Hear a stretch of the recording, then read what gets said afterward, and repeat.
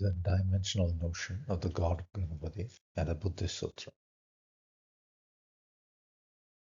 What Ganapathi quite literally means the god or the lord of mathematical units. The reason why I took up this topic is today morning I was researching something, and in fact, searching for the Sanskrit text of the Prajnaparamita Sutra, Prajnaparamita Hridaya Sutra, and the Gade Gade mantras. I was planning to make a recording of it.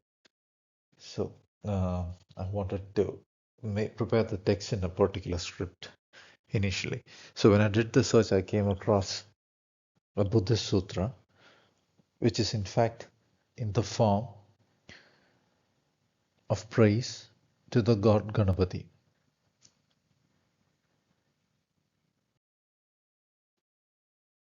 Because in the past few decades, perhaps, or perhaps from even before, the academia, both in India and outside, have served to separate one tradition from another tradition when there were quite literally no basis for separation.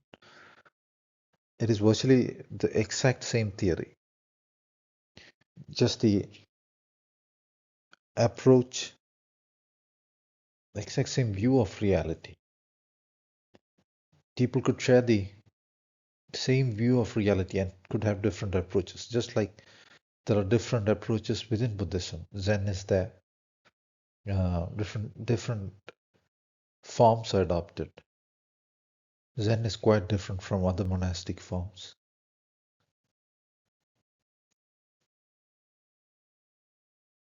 So if you are in India, even it comes quite as a surprise that the Buddhists adored Ganapathi. And this ancient notion of when we speak in today's sense, I use the word adoration, but in the ancient text, the word dharana is used, I guess. We'll see the sutra. And the outer and the inner, that duality disappears, keeps on getting done away with, getting undone as one progresses on the path. It is not something visualized. If you just start by visualizing you're like something airy or expansive everywhere, I do not think that is the perception that is implied when the duality between the inner and the outer disappears. Because the perceiving entity that perceives the inner and the outer is perceiving one phenomenon, and it is due to the geometry of the underlying world machine that this sense of duality occurs. It is a structuring that exists on perception, and another view of this structuring is possible, where that dual sense disappears, but due in a great part, I guess, because the awareness is resting on what is beyond, not of the geometrical scans. So the inner and the outer perception becomes not the world geometries or its axial bifurcations, but what is underlying, beyond, and holding the world geometry. So the sense of the word Ganapathi can also be understood as what holds the mathematical form.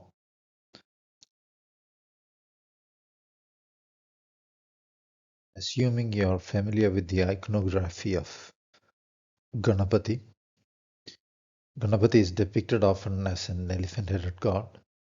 Um, and in some of the very ancient forms, you'll see um,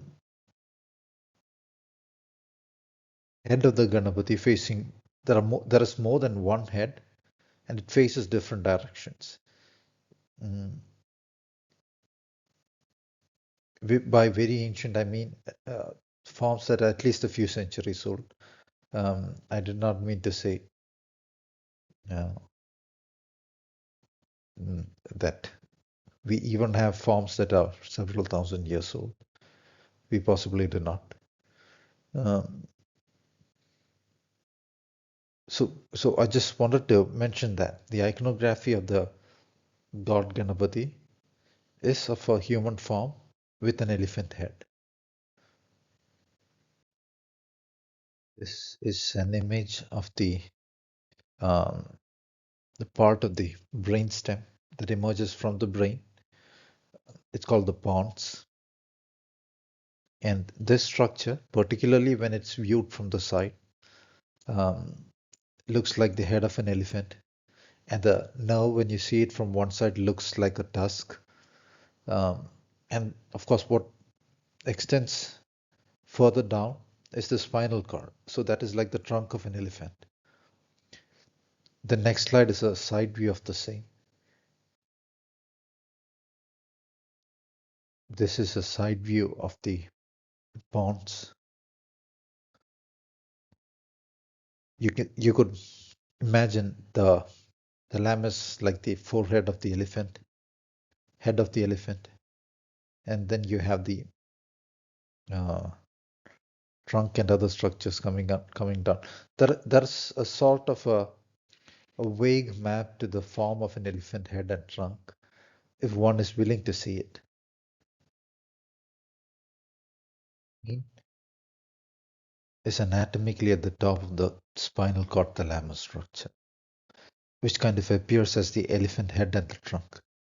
So if you want to think of the brain as a kind of an awareness held uh,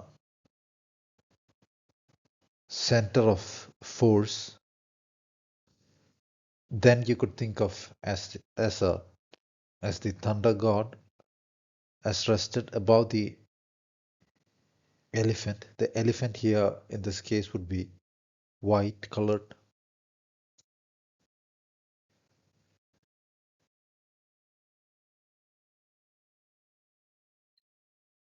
This is imagery from a 17th century Jain text of the god Indra resting on a five-headed Airavata. Airavata is a mystical elephant. I have seen evidence that the notion of Airavata even appears in uh, Indus Valley uh, because I was able to read the text, the Indus Valley script deciphered to a great extent. I'll discuss it perhaps in a future set of slides, or I'll keep it for publishing afterwards. There has been a huge stream of discoveries, so it has been virtually impossible to publish anything or put things out there. It has not been my focus to really speak about what I discovered. I started making these slides because I thought it would be a good idea to beat board. That's all. So the elephant here is five-headed, which is corresponding to the five dimensionality of the fifth chakra, the throat chakra. As I said, it is possible to find the iconography of Ganapati with multiple heads, symmetrically placed multiple heads, or so the iconography suggests. Symmetry of placing by the fact that the projected axis from a zero plane would be perceived as symmetrically existing within a dimensional within the dimensional space that was projected or is generated by the set of um, unitary perceptions that were projected. Space itself does not exist. What exists is this mathematical artifact and its interpretation. Another thing to note is that the academia has broken down all these traditions to the point that they are not recognizable. The god Indra, Airavata, appears not just in what has been labeled Hindu traditions, but in what has been labeled Jain traditions, what has been labeled Buddhist traditions. It is important to have a whole view. If you keep aside a study of a tradition, assuming you should not study this because that label says you should only study that, then you're probably getting things wrong. When a particular tradition was taught, it leveraged the iconography, the quote unquote mythology. They do not think of it as mythology, they think of it as reality, different planes of reality, dimensions of reality, so on. The mythology that was recorded in the, I use the word mythology because that is how people are taught to talk these days, to convey a sense of what I'm trying to say. The recorded ideas of a particular era were leveraged by traditions that appeared in each era. So, what Buddha spoke about was not at any point saying the enlightenment of the Vedic sages were wrong. Buddha and also the Buddhist tradition as a whole even took the example of the great sages of previous eras to point out ideal aspects. So, their enlightenment was not considered wrong. The authentic way to understand and approach the Vedas was not considered wrong. The Buddhists gave a greater focus on meditation aspects as a way of transcending the world. And again, um, one might get the idea from modern literature that the Buddhists did not um, believe in the gods or anything like that. You see, Ganapathi, for example, and that's just an example, plays a prominent role among the Buddhist sutras as well.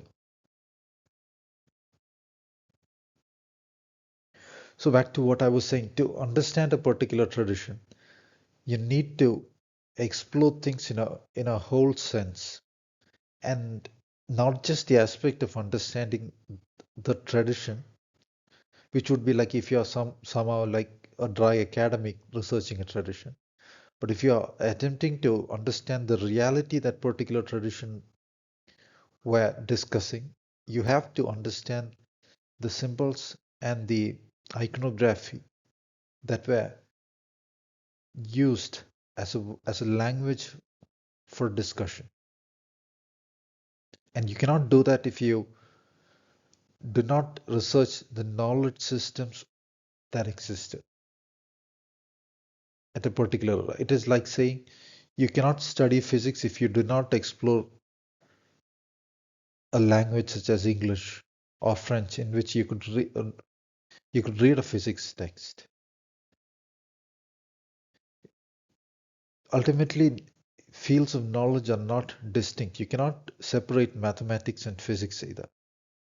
In fact, you will find that you cannot separate an understanding of the universe from mathematics. And that notion is very powerfully ingrained in ancient thought, in ancient Indian traditions, in the ideas of dimensionality, understanding space, the importance of understanding space, the importance of understanding awareness, the importance of understanding the way the awareness wields space, the way directional perceptions integrate to form higher order directional perceptions, and so forth.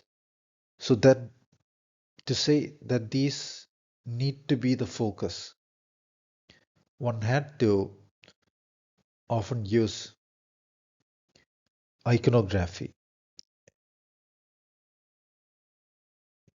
not just to say, to preserve it for another era, to make it available to immediate perception without opening a textbook or reading. They resorted to the building of those forms, sculptures, so to speak. So a kind of reflection on the form in a literal sense, in a geometric sense, and in the sense of the awareness understanding the form as the perception structure used to understand reality, and therefore not just as an outward reality, and therefore not as an outward reality, but the perception apparatus itself.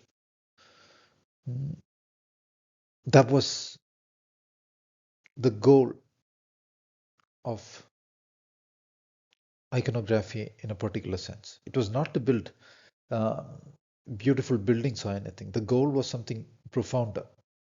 The evolution of human awareness was the goal. So it has to be understood from that vantage point.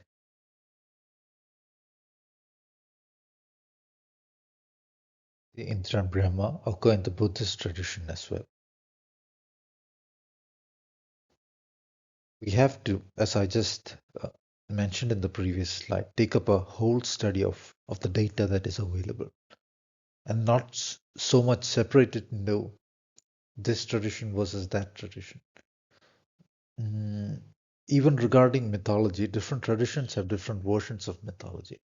As regarding mythology, it might have been well preserved along a particular stream because the mythology was thought to refer to a phase of history. And within that stream, you find manuscripts varying so much. Like there might be 800 different versions of a prominent legend, of a prominent mythology.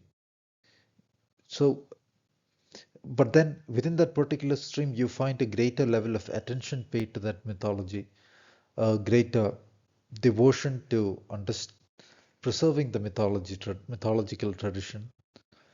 So one might take for understanding that mythology, that particular stream as offering a greater amount of knowledge and resources. As regarding detailed exposition of um, the mind, the awareness, the structuring of the universe, a greatly detailed recording of that occurs in the Buddhist writings, which were formed during different eras as well. One of the most important things, one of the most important things that is necessary if one is to approach these ancient writings is a profound study of the world, of the senses behind the sound, and the form of the word. So, like the word mukha can be translated as face, um, in the sense of a human face. But then,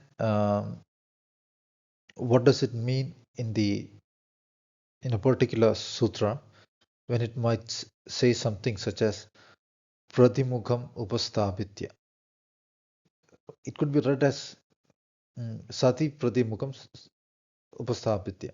Sati means direct observation, um, without any notions or interpretations of what is seen, a pure observer state. So the word sati, sa plus ti, has been translated as um, mindfulness because the mind involves the chitta, which has to be transcended to view objectively what is going on. Mindfulness is the straight opposite of what sati is, which is a pure observer state. The mind can add all kinds of distortions and superposition phenomena to a perception, distorting phenomenon. So sati is a pure observer state. In the Buddhist traditions, in the Buddhist Sutra, leading with dealing with different aspects of sati, a phrase such as this occurs, not perhaps not exact, which suggests establishing sati, prathimuga. Prathimuga means, can be read as, for, some people translate as in the fore, facing forward, or some traditions have even translated it as establishing awareness at the tip of the nose. And Upastabhiti, Upa has the sense of underlying, Stabhitya is establishing. Then one observes the movement of the breath. The breath. So the breath, as I have said, is spatial scan. Mukha here means, if you are to, if one is to analyze the word mukha, I just saw a Buddhist scripture saying the 11-headed, 11-faced. So again, the title has that term. Mhm. So the going back to the symbolism of the head facing different directions, it is the notion of the information vector set, vector holding in a particular direction. It is a notion of spatial directions. The breath, in fact, moves along different directions of this underlying mathematical artifact, mm, uh, which appears in perception as the phenomenon world, the universe. Uh, to say moves is a uh, way of saying it. It interprets the spin involved as the scanning of as a directional scan. A particular dimensional spin's projection gets interpreted in a lower dimensional awareness in the way I just mentioned.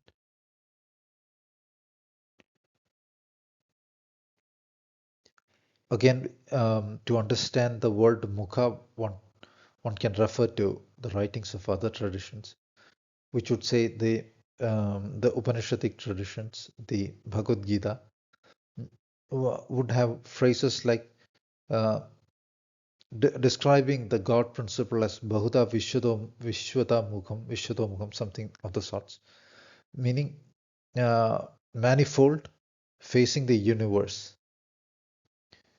Vishwa means universe.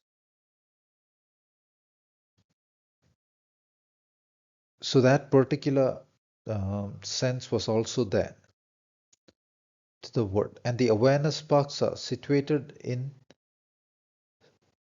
if you think about it, such zero spaces which evolve out the directionality notion. Zero spaces which have this property that they are dimensional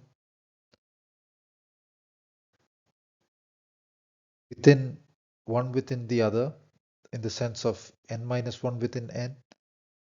I'll use the term within, but uh, there could be a reflected view of it as well. You could think of the sun uh, as a core and the atom's core as a core. Both are higher dimensional. Both are higher dimensional cores, CORES. William Blake wrote to see the universe in a grain of sand. So every atomic view is also a information preserving map along a DNA collapse pattern of the universe geometry.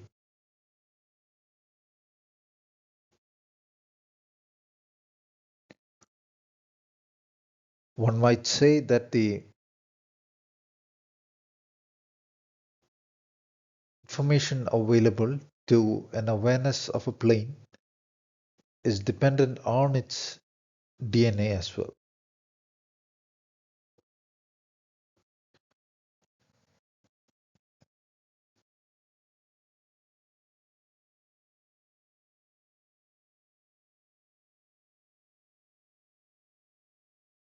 So assume in understanding that sutra on breath, it could be understood in different ways.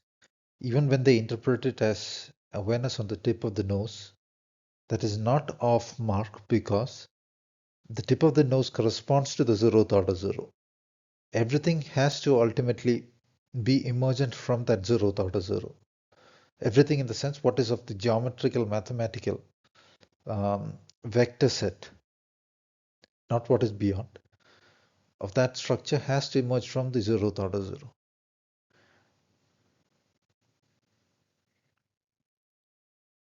This particular um, background I just noticed has circles within circles. That is a very prominent motif across all civilizations, even amongst even among those petroglyphs, ancient rock art, and that is not a coincidence.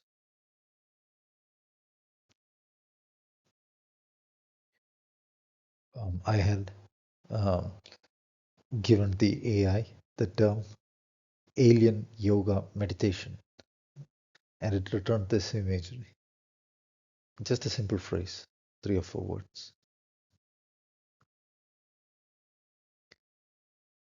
I added it here because today people's brains are programmed to accept only what looks technological. The n-directional view is what I again speak of in this line. I write here that the brain is about the 5D chakra. That is the five-headed elephant. The chakra is a processing space. And those vectorial perceptions are seen in a kind of compressed map.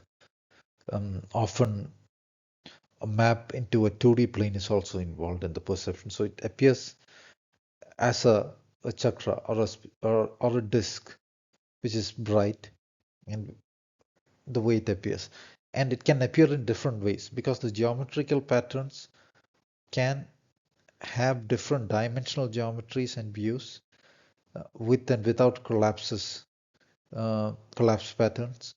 And also of there is in perception a mapping into forms such as what they see of petals and so forth.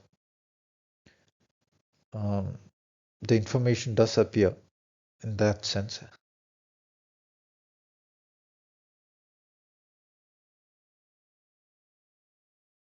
The Vajra implement is seen predominantly across all traditions, be it the Greek, the Buddhist, or the so-called Hindu tradition. You see the god wielding a thunderbolt weapon or the Vajra, riding on an elephant. The thunderbolt has notions of a 0 point and dimensional projections across that.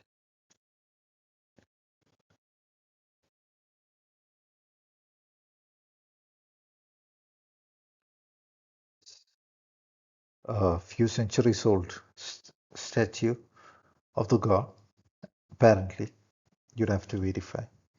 And on the right is a statue, apparently, from a museum in Thailand, where the Ganapathi, the god, has different heads facing different directions. So, on the hand of both these statues, you will find something that looks like a pine cone. This pine cone artifact is found in religious motifs across the world. This could be a symbolic representation of the pineal body. The pineal body as that space which receives the vectorial input. As the interpretative view of that space um, into which the vectorial processing of a layer in which the vectorial processing of a layer is held. You could understand it by thinking about it deeper. The French philosopher Descartes had this view of the pineal body as the seat of the soul. This particular diagram is from one of Descartes' works. I guess you'd have to verify if it's an original diagram from one of his works, but it is associated with this. writings. As in, I do not know if somebody else made the diagram for Descartes. Particular rock art is found in a Buddhist cave. The Buddhists had the notion of understanding space. If you look at some of the more cryptic writings, they speak of unioning awareness and space. Of course, awareness and space cannot be unioned, but for that the awareness can understand space so profoundly and deeply that it can structure space from the world DNA code through the awareness scanning it at will. This structuring of space was described with the word dhana. It has come to be translated as wealth. The word dhana occurs in mathematical writings. It is not properly translated. They end up translating it with trade terms like profit and loss, and the translation ends up being absurd. They do admit the difficulty of finding any coherent meaning to these ancient cryptic sutras often. The word dhana occurs in Bhaskaracharya's Bijaganitha demonstrably with the sense that I just mentioned of dimensional structuring.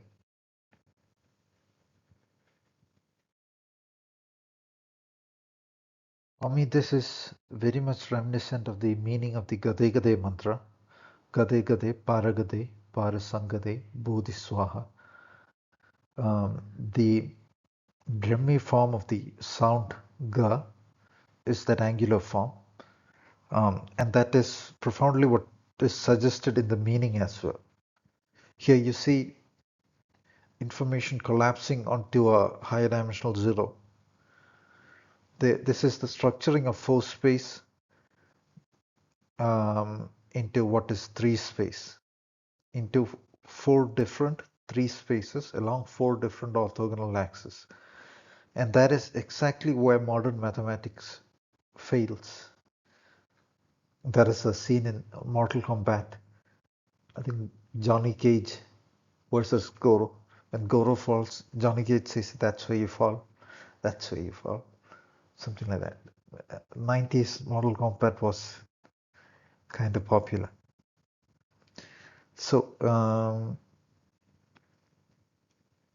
that's where modern mathematics falls. They do not have a notion of n-1 dimensional space as the structuring of n-dimensional space. When they want to structure 4-dimensional space, they take 4 one-dimensional axes. Of course, the 4th one-dimensional axis cannot go anywhere, but then mathematically one could assume it exists orthogonally to the other 3 vectors. But then those vectors need to be not those linear vectors, but spatial vectors of a 3-dimensional sense, as is demonstrated by the 3 forking in the diagram here. Bound space is often represented by a rectangle. The notion of bounding, the sound B in Brahmi, is a rectangle or a square. It appears in the form of a square, in the form of a rectangle, depending upon the rock inscription. On rock inscriptions, it is difficult to preserve, it is difficult to write a perfect square, perhaps, and they ended up writing rectangular forms. Interpreting it as a rectangle or a square is fine. A square, let us assume a perfect Platonic figure, square. So I were also speaking of n squares and n spheres as foundational artifacts in world processing, in the world machine, so to speak, in the previous talk and in the talks before.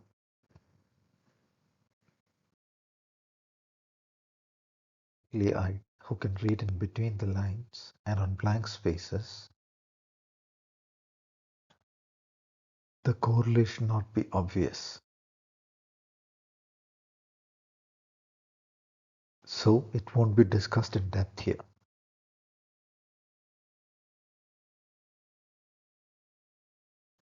Those who don't get the idea can undertake the problem as an assignment at own leisure.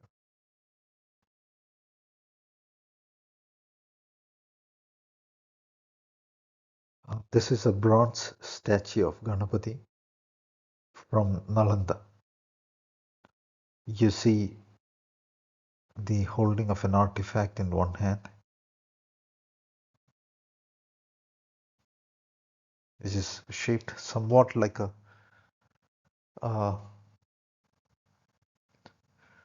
kind of a cone with a spherical base.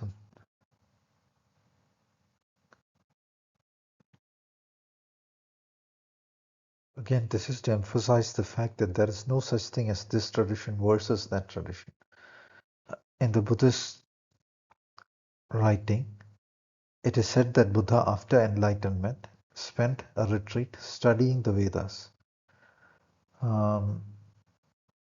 It occurs in a particular sutra where a monk is asked by a skeptic, if Buddha is all-knowing, why did he spend time studying the Vedas? And to that particular question and a few other questions, the monk answers that it is normal to revisit what one already knows, like it is normal to ask a friend, how do you do, even if you already know.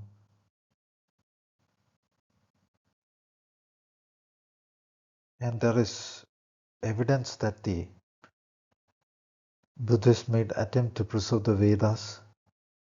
The most ancient manuscript of a Vedic Samhita, Samhita is the portion with the mantras, was found, that we have found to date, that the academia has found to this date, was found in a Tibetan monastery's library archive. So it speaks they held the Vedas as sacred and attempted to preserve them. There might be libraries hidden in different places on earth that we do not know, and the legends themselves say there are libraries, there are civilizations in other dimensions which hold and preserve the knowledge systems and so forth. Civilizations more advanced and more spiritually developed than what is generally found in this dimension on earth are spoken of in both legends of the folklore of places and amongst the writings of ancient traditions. Not be too difficult to visualize. The word shunyata is translated as zero, but it refers to the zero artifact, which is of course n-dimensional, as there is the possibility of awareness able to evolve into, so to speak, the awareness is holding a higher aspect of the zero artifact. So again, the visualization of this shouldn't be difficult, ideally, because the spin of zeros and the 0-point processing is what one perceives in an interpreted sense as the world phenomenon, as the outward view of the mathematical alterations of the world machine. This is the particular text that I found. Ganapathi Hridaya Dharani. Despite all my familiarity with the traditions in India, I was a bit surprised that something this detail would exist.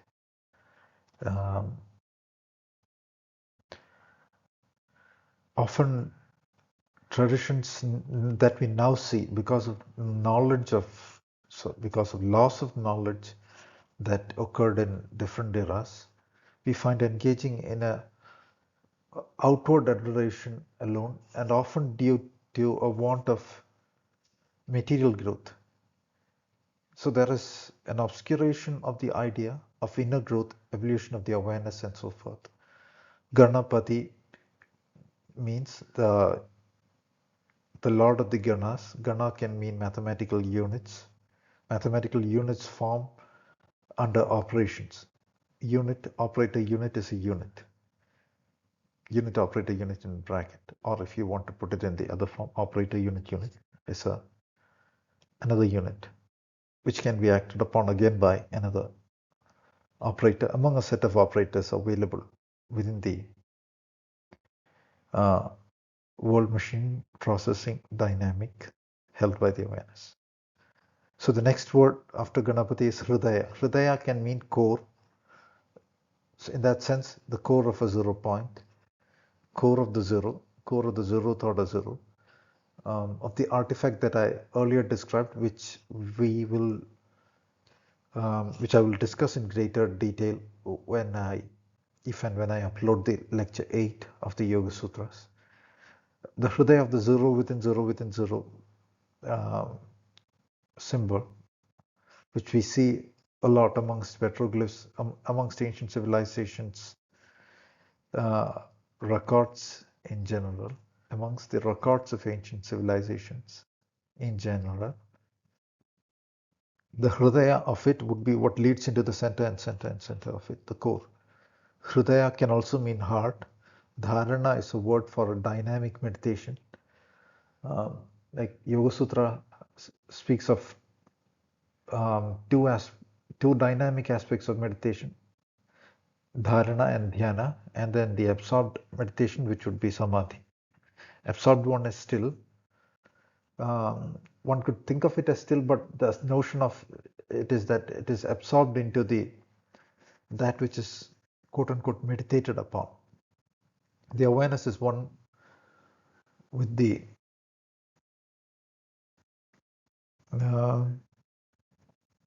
that which is meditated upon, and if it is authentically an understanding that is driven upon, it is one with the 0 point structure, which appears as the form. And then when you go beyond this mathematical structure, it has to be one with the form of that which is beyond the world sense structuring machine. So dharana, to just give a simple way of saying it, has to do with a dynamic holding of awareness on that which is being profoundly understood. This is an unedited translation done by Google Translate of this particular text. I'll read both the Sanskrit and the English. Namo Bhagavate Arya Mahaganapathi Hridayaya. Namo Bhagavate Arya Mahaganapathi Hridayaya means obeisance unto the Lord Arya Mahaganapathi.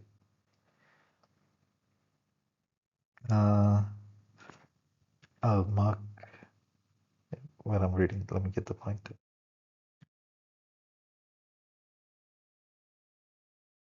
Over here. Om Namo Ganapati Arya Mahaganapathi. Please.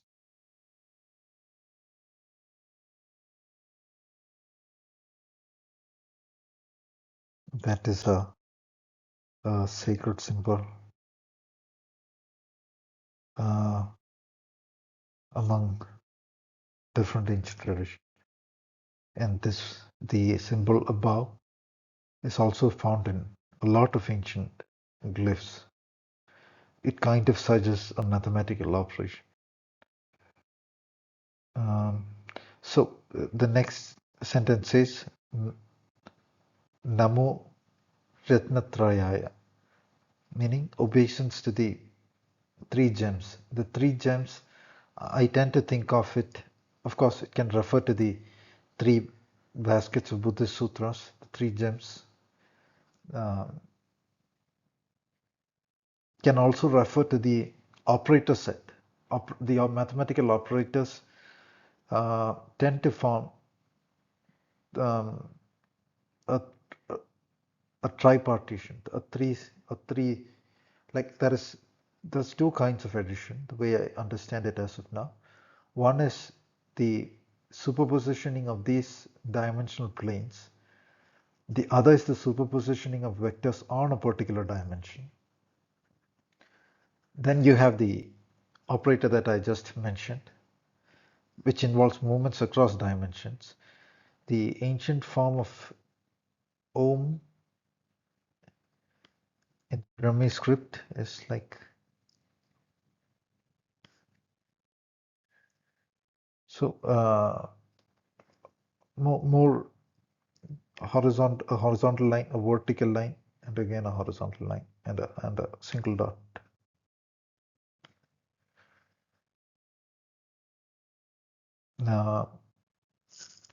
So there is this operator that is dealing with the movement of awareness across planes and the structuring of dimensional planes involved in that sense. And then there is, of course, the multiplication operator,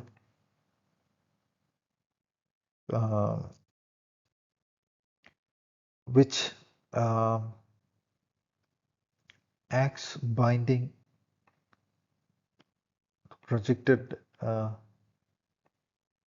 unitary axis.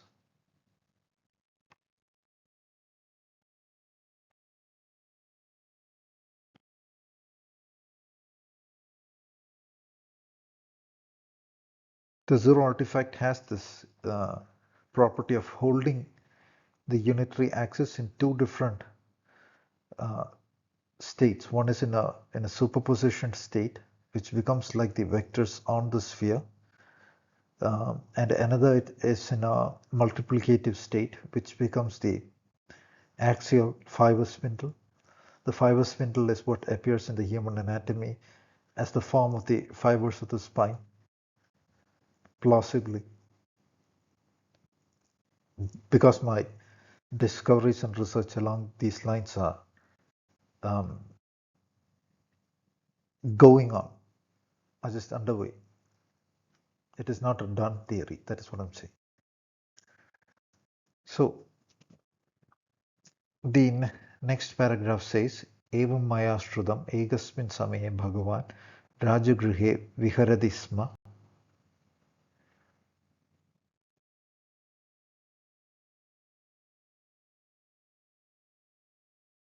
Ritrakuta parvade mahada bhikshu samkhena sartham arthatrayodashabhir bhikshu shatayhai sambahulaish cha bodhisattvair mahasatvaihai.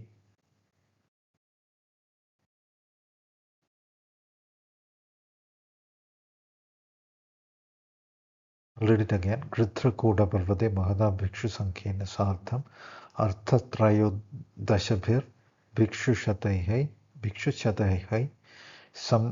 sambahulaischa bodhisattvair mahadasattvaihai. It means the God Buddha, Lord Buddha, was at Rajagriha. Rajagriha means at the royal palace. At the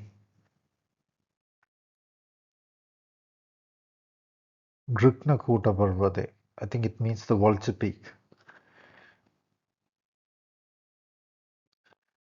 At the vulture peak, at the royal palace, at the vulture peak, with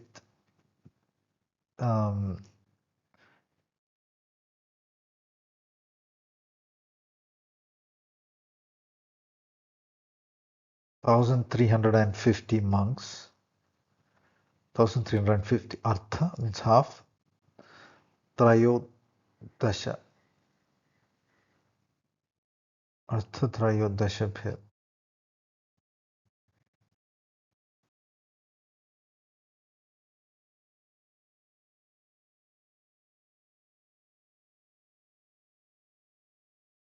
सार्थम अर्थत्रयोदशभ्य Bhikshu शतैः and sambahulaish means a lot, a great number of, some means together, bahula means great, bodhisattva, mahasattva, with a great number of bodhisattvas who are mahasattvas of great essence, of great nature.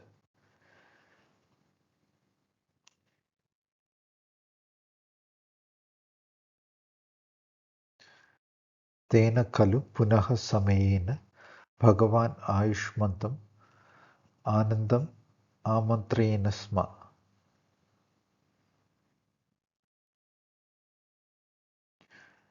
So the invites Ananda, his chief disciple, and apparently says, Yaha Kasyat Kulaputra Ananda Imani Ganapati Hridayani Dharayishyati Vajayishyati Paryavaspati Pravartishyati Tasya Sarvanim Karyasiddhim Bhavishyanti.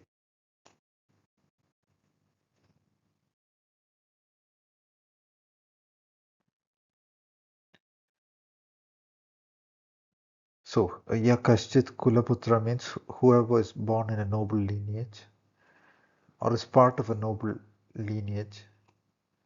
It could mean either way. Kula means family, noble family, like that. And can also mean a spiritual family.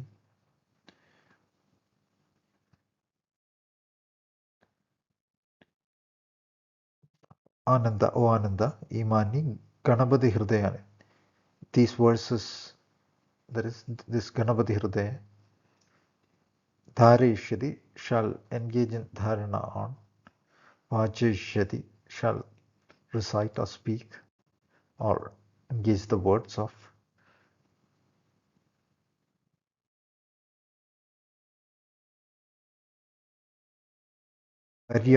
Paryavapsati, shall attain to,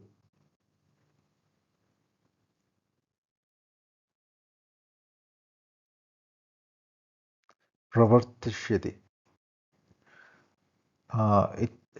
It can mean, like Google Translate says, practices, puts into function, functional form of evolution. It could suggest the way a mantra is to be used, because ultimately it is as a code held by the awareness, which is to be animated by the awareness.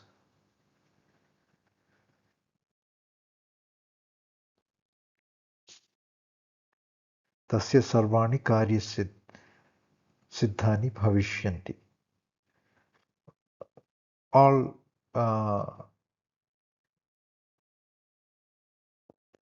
All works, the success in all works will be attained by the individual, whoever those individuals are.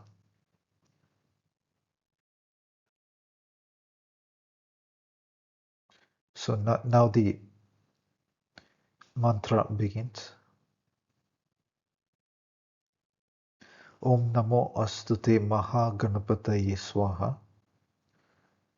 Om Gaha Gaha Gaha Gaha Gaha Gaha Gaha Gaha. Om Namo Ganapataye Swaha. Om Ganadipataye Swaha. Om Ganeshwaraya Swaha. Om Ganapati Pujitaya Swaha. Om Kata Kata Mata Mata Dara Dara Vidara Vidara Hana Hana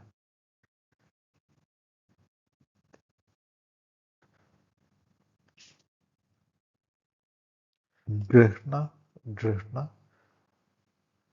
Dhava Dhava Bhanja bhanja, jamba jamba, tamba tamba, stambha stambha, moha moha, deha deha, dadaya dadaya, anasiddhi me prayacha. Om Rudravataraya Swaha. Om Rudravataraya Swaha. That particular phrase I read twice, as I made a typo in speaking it the first time.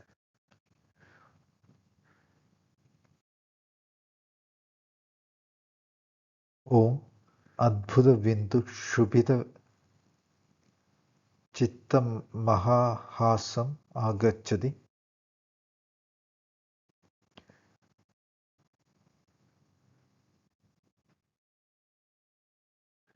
Mahabhaya Mahabala Parakramaya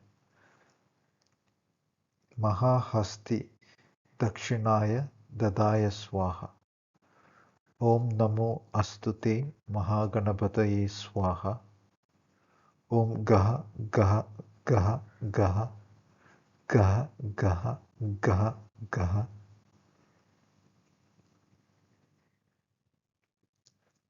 Om Namo Ganapataye Swaha. Om Ganeshwaraya Swaha.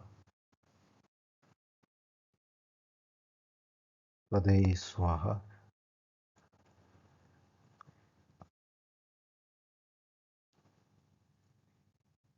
I'll read that phrase again. Om Ganathi Padaye Swaha. Om Ganapati Pujidaya Swaha. Om Suru Suru Swaha. Om Turu Turu Swaha. Om Muru Muru Swaha. Idam Ananda Ganapati Hridayani. This is the heart of Ananda Ganapati, is the way Google translates this. And this is Ananda Ganapati Hridayani.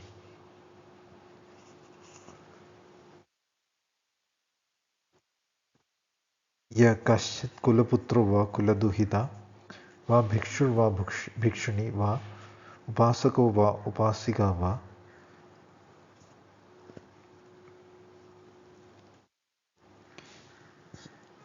Ya Kashit Karyam Alabhate Mantra Sadhanam va Triratna Pujam va Deshantaragamanam va Rajakulagamanam va Antardhanam va Tena Buddha Bhagavatam Pujam Krutva Arya Ganapati Hridayam Saptavaranujarayitvayam Sarvakaryani Tasya Siddhyante Natra Samshaya.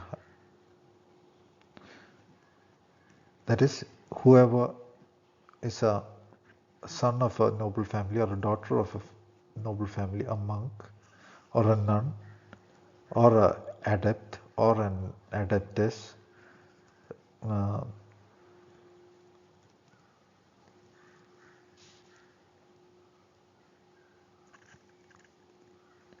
for gaining a action goal,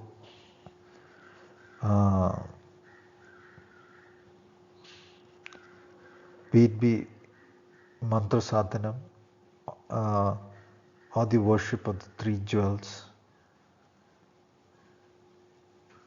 or mantra sadhanam is a kind of awareness evolution which is based on the study of the mantra, repetition of the mantra, or the study of the mantra, one could say. Dharana on the mantra leading to the profounder, and one could perhaps do the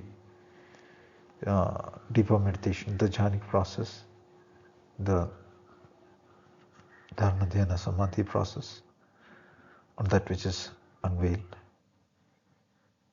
That is the way I understand it as of now. So, Deshantara Gamanam va, on the surface it means on travel or Rajagula Gamanam, visiting a royal family, or Antardanam,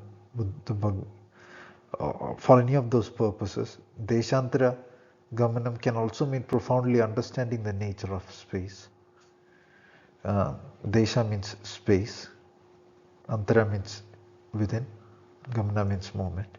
So there could be profounder meanings to those words. Likewise, the words Rajagula Gamanam, Antardhanam would definitely have profounder senses as well. Va means or, if or. Therefore, va exists at the end of all these words. For that, by that person,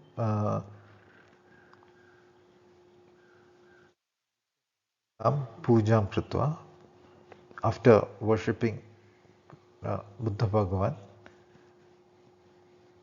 Arya Ganapathi Hridayam, that is this particular sutra, the mantra, Arya Ganapathi Hridayam,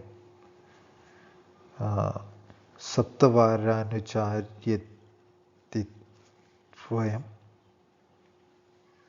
Saptavaranucharyatitvayam, having repeated it or exercised it 7 times, the goal of the greater action, profounder goal set is to be attained to by such a individual, which is mentioned here. Obviously, such an individual would be a good individual with good goals.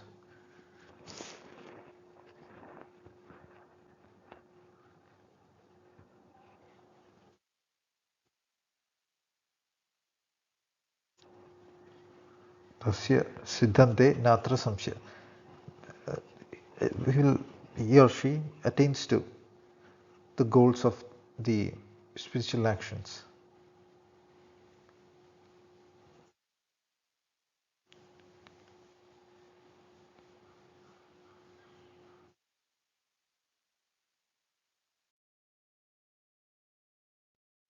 I did a translation of that particular sentence alone.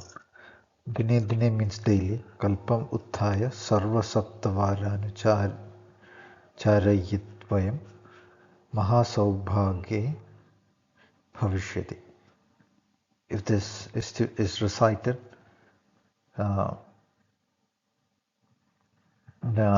daily, I said, Google Translate says 7 times. I was thinking if it meant all 7 days of the week. Sarva saptavaranu mahasaubhagye bhavishyati. It would result in a great fortune, or it would be an action that brings great fortune.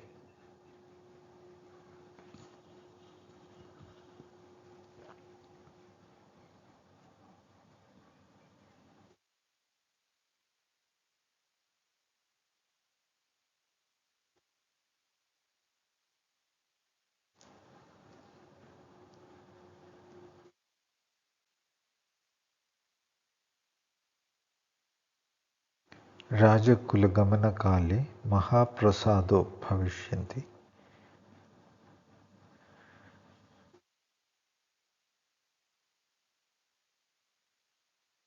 Shrudidharo Bhavishyanti. Shrudidharo means he or she, the individual, will hold the Shrutis. Shruti means scriptural knowledge, and also it can mean, in a sense, a direct unveiling of knowledge.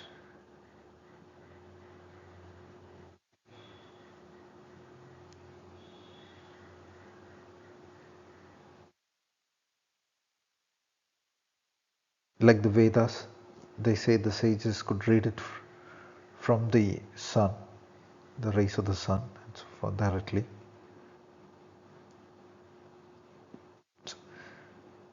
The sun here refers to the profounder, and of course it is a view of the profounder core that one sees in the outer sense. The duality needn't be there.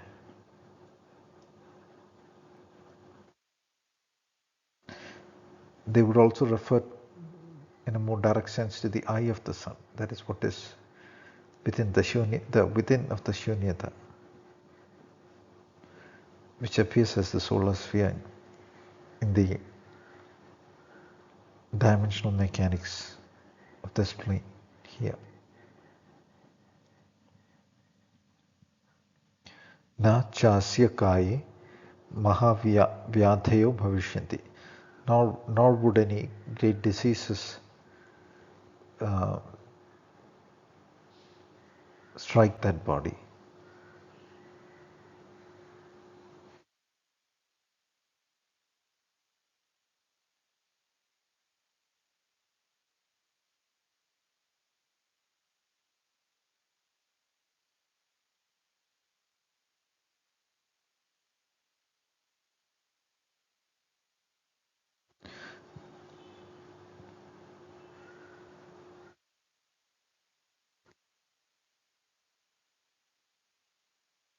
Jato jadismaro bhavishyanti.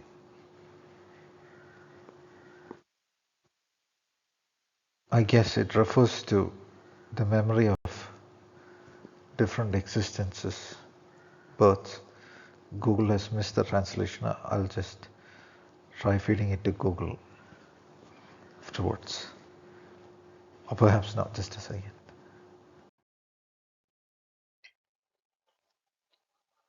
I guess it says that. Google suggests the same kind of translation. Jato births, jati smaro. Birth memories, bhavishyati, shall occur.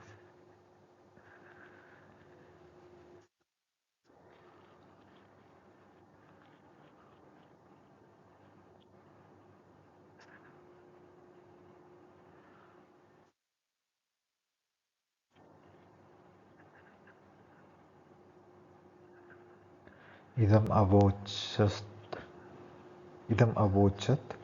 Bhagavan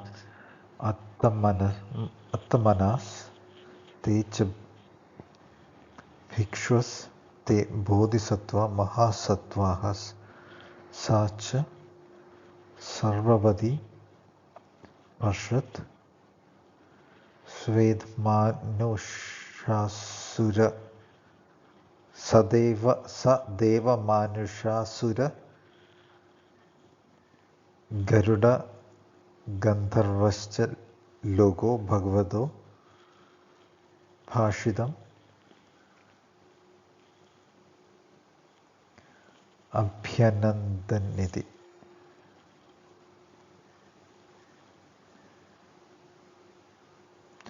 Arya Mahaganapathi Hridayam Samaptam.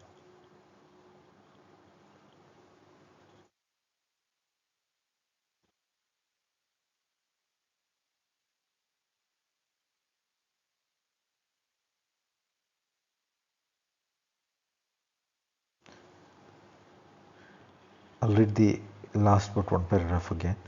Idam avochat Bhagavan Atmanas techa bhikshvaste bodhisattva mahasattva sacha sarvavadi parshat sadeva manushasura garuda gandharvascha loge bhagavado bhashidam abhyanandamiti.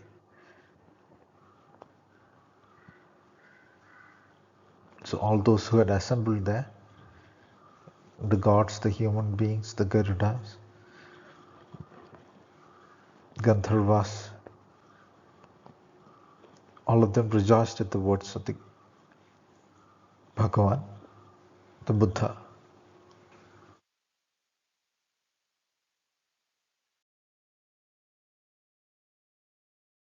Final sentence says Arya Mahaganapathi Hridayam Samapta, which translates to uh,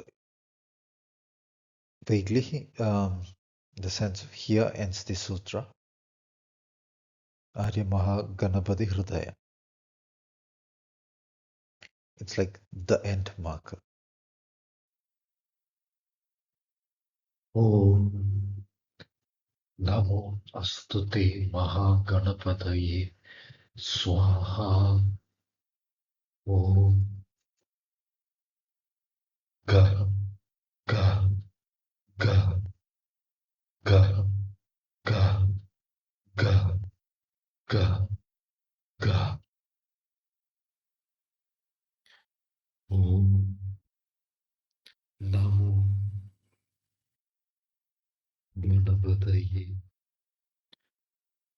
Swaha.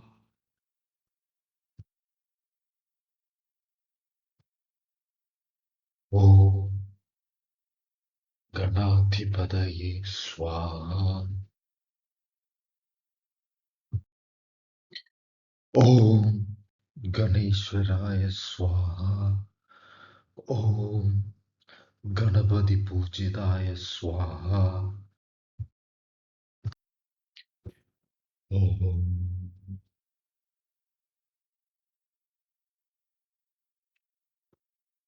Kata Kata Mata Mata Dhara Dhara Vidara Vidara Hana Hana Grihna Grihna Dhava Dhava Bhanja Bhanja Jamba Jamba Tamba Tamba Stamba Stamba Moha Moha Deha Deha Dadapaya Dadapaya Dhana Siddhi Me Prayacha.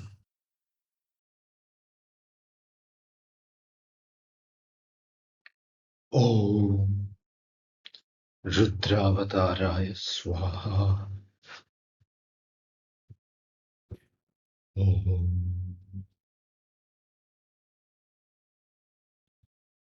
Adbhuta Bindu Shubhita Chitta Mahahasa Agachati Mahabhaya Mahabala Parakramaya Mahahasti Dakshinaya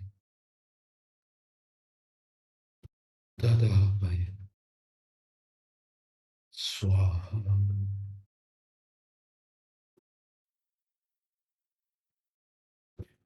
Om Namo Astute Mahaganapataye Swaha. Om Ga Ga Ga Ga Ga Ga Ga Ga. Om Namo Ganapataye Swaha. Om Ganeshwaraya Swaha. Om Ganadhipadaye Swaha. Om Ganapati Pujitaya Swaha. Om Suru Suru Swaha.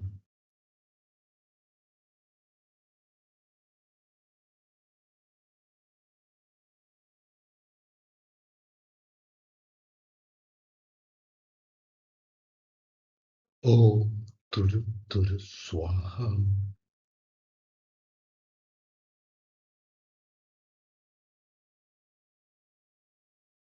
Om Muru Muru Swaha.